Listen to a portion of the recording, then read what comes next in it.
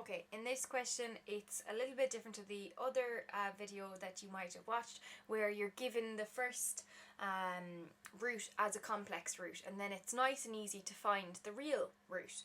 What about if we gave you the real root and then we asked you to find the complex roots out of it? Again, as always, multiple ways of answering this. I'm going to show you both ways. The first way that I'm going to do it is I am going to do it by long division. So remember, first thing I would do is write down what the root is. If it's a root, you can convert it to a factor. So that's something that you need to constantly have going on in your head. Roots can be turned into factors. How do I do that?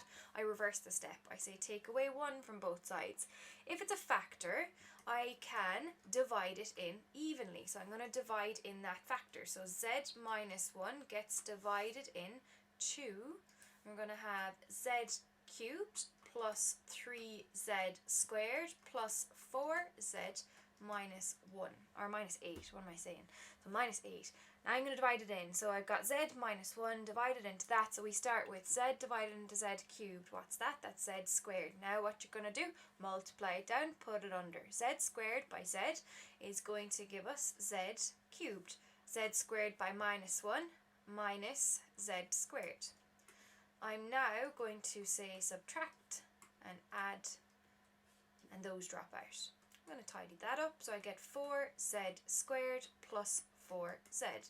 Now I go again, z divided into 4z squared. What do I get? I get plus 4z. Multiply it down and put it under. So we're going to have 4z by that gives us 4z squared, and then I'm going to have 4z by that is minus 4z.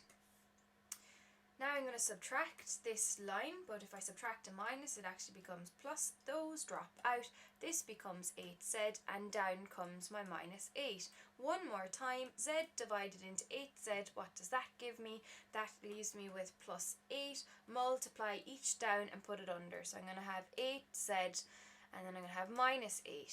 And there we go. We've just shown also that it is a factor, and if it is a factor, it is a root. So I've proved that. If they ask me to prove it, it's done.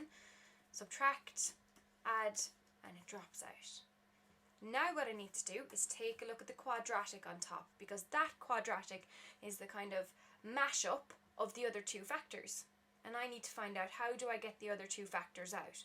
So how are we going to do that? I'm going to have z squared, what was it, z squared plus 4z plus 8. If I gave you that, so now you need to ask yourself, if this is what I have, how do I find out what z is? It's a quadratic, so you might think, okay, let's go for factors. There's a big clue here. If it's written in terms of z, it's a complex number. So you should immediately be thinking minus b formula. So you're going to have z is equal to minus 4, so I'm subbing into the minus b formula here, minus 4 plus or minus the square root of, I'm going to have b squared, so it's going to be 4 squared minus 4 by 1 by 8. And on the bottom I've got 2 by 1. So I'm going to tidy this up. I'm going to have minus 4 plus or minus the square root of, it's going to be 16 minus 32 all over 2. So if I tidy that up, I'm going to have minus 4 plus or minus the square root of minus 16 all over 2. What is the square root of minus 16? Well, hopefully you know that it's plus or minus 4i. Square root of minus 16 goes to 4i. And then I have all over 2, divide each of them by 2, and then look straight away, I have my other two factors, divide that by 2, and I get minus 2, divide that by 2, and I get 2i. And that's it, there's my other two factors, and that's the question done. So it's not that complicated, just takes a little bit of thinking. There are lots of steps, but that doesn't make it difficult. I promise I'm going to do it the other way, which is using our identity skills. So what I'm going to do is I'm going to say, right, again, z is equal to 1 is a root. What's the factor? The factor is z minus 1. So factors and roots, make sure you understand them, you know how to swap between the two. If I have that as a factor, the other factor that I introduce to make this must be z squared, because z by z squared has to give me z cubed. Then I'm going to have plus kz, 'cause it has to be a quadratic. If the first one is to the power of 1 and you're trying to get a cubic, then there has to be a quadratic out on the other side. Okay, so make sure you're filling in the general structure of a quadratic, z squared kz plus any other letter you like. I'm going to use j. I don't know why. I'm picking j because k, j in my head went together. So I know that when I multiply those out, I'm going to have z cubed plus 3z squared plus 4z minus 8. Those are going to equal to each other. Now I'm going to multiply this out carefully. I get z cubed plus kz squared plus j by z minus z squared minus kz minus j is equal to z cubed, and I'm going to have, that's z cubed plus 3z squared plus 4z minus 8. And now I'm going to go in and I'm going to say z cubed, is that equal to z cubed? It is. So happy days, I can continue with the question. If those did not align, so for example this was 2z cubed and this was 3z cubed, you could not continue. You'd have to go back and look at the factor that you used. The first two have to match. After that, doesn't matter. You can continue. So kz squared and 3z squared will match, and also I have a minus z squared, so I'm going to set that up right now. So I'm going to have kz squared minus z squared is equal to 3z squared. There's an equation, one of the equations that I wanted.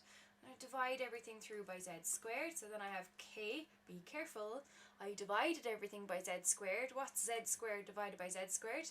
1, not 0, 1. I'm going to add to both sides, so straight away, immediately, I've just found out that k is equal to 4. I now only have one other unknown in the question, which, if you're clever, you won't have to do all of it out to get, because it's here. Look, minus j is equal to minus 8. So make the maths serve you. Don't just run through the problem like a robot. Think about it. Engage with the question. I only want to find j, and I wanted to look and see the fastest way to find j. And there it was. I didn't need to set up the next z equation. It would get me there. Of course it would get me j, but what would get me there fastest? This. Minus j is equal to minus 8, so therefore j is equal to 8. Now, what you're going to do is you're going to take that original quadratic that you said you were introducing as your other factor. So now you know that your other factor is going to be z squared plus kz, but we know k is equal to 4, so I'm going to replace it with 4z, and then j is equal to 8, so I'm going to have plus 8, and that is the other two factors put together in a quadratic. How am I going to separate that out into its factors? Well, if you watch the first half of the video, we did a quadratic, and if you do a quadratic out on your z squared plus 4z plus 8, which is what we got down below, this is what you get out. You get your minus b formula, and it gives you minus 2 plus or minus 2i. So there's your three factors. We had 1, we had minus 2 plus 2i, and we had minus 2 minus 2i. And there they are.